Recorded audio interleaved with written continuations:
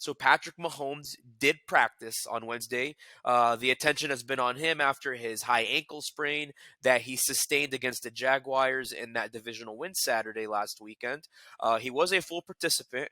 It appears that his ankle was taped up, and when he was walking out of his press conference today and in practice, he did not have a walking boot on. He had normal cleats on with the tape on his ankle, like we mentioned.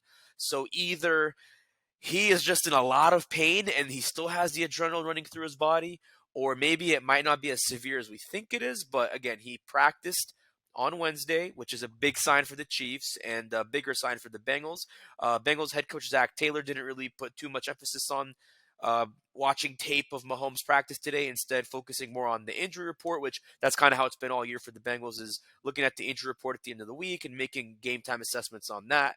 On the Bengals front, Alex Kappa and Jonah Williams did not practice, and neither of them have practiced since they respectively went down with their injuries. Kappa has been out since week 18. He went down in that game against the Ravens, and then a week later, Jonah Williams goes down. They have not practiced since then, like we said. Trey Flowers is trending in the right direction. He was limited with a hamstring injury on Wednesday after not even practicing at all last week. Ted Karras was a full go, which is good news after he had a limp right knee against Buffalo last week.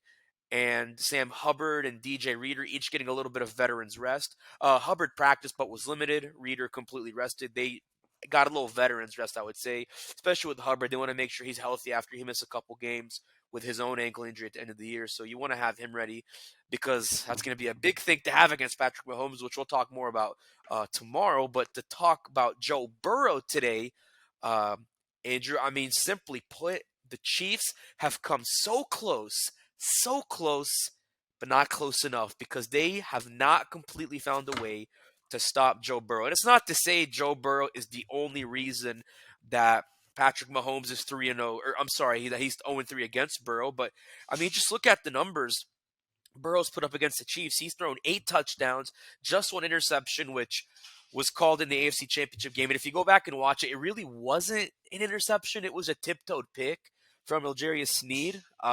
He's completed over 70% of his passes. He's averaged almost 325 yards per game passing.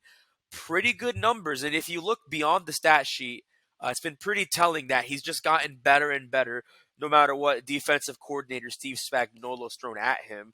So if you're Steve Spagnuolo, if you're head coach Andy Reid, you look at what Joe Burrow's been able to do the last 3 times, including their meeting back in December. Do you change anything?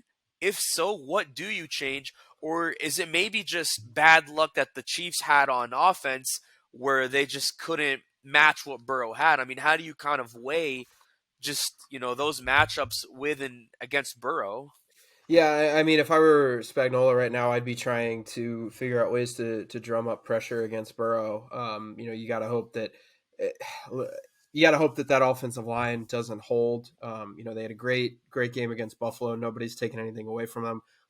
But it's the NFL. You got to do it again. And depending if they win, you might have to do it again. If you beat the Chiefs, and you got to go play maybe a better defensive front in Philly and San Francisco. So that's getting ahead of ourselves. I mean, this offensive line has got to prove themselves again. I understand that they just played well and they kind of deserve the credit for that.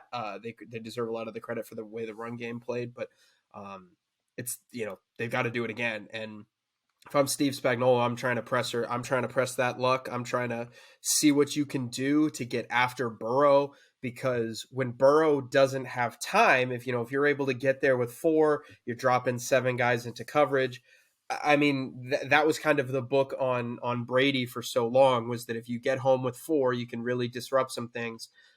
Because then, if you have a running back that has to stay in the block, when you have 4, that's just a schematic disadvantage. If you have 6 guys blocking 4, then it's simple math at that point where the offense is at a disadvantage. So you've got to get home. You've got to find ways to, simulated pressures. You've got to find ways to, to get guys different stunts to get them home. You got to blitz guys from unique places, kind of like we saw the Bengals do on Sunday in Buffalo. You've got to be really creative with how you get after Burrow, when you decide to get after Burrow, and the ways that you decide to do it. Because if you're able to do that, I think you're going to be feeling okay.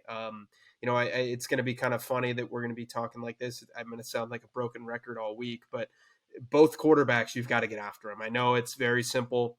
I know it's very easy, but you've got to get after them. You've got to make their lives hell, because if they're not comfortable, then the entire offense isn't comfortable, and that's how you're gonna win the game. So to me, that's the big thing. If you can keep Joe Burrow clean, if you're the Bengals, you have to be feeling good, because he is playing right now at an unbelievable level. So you've got to give him time. Yeah, and one of the biggest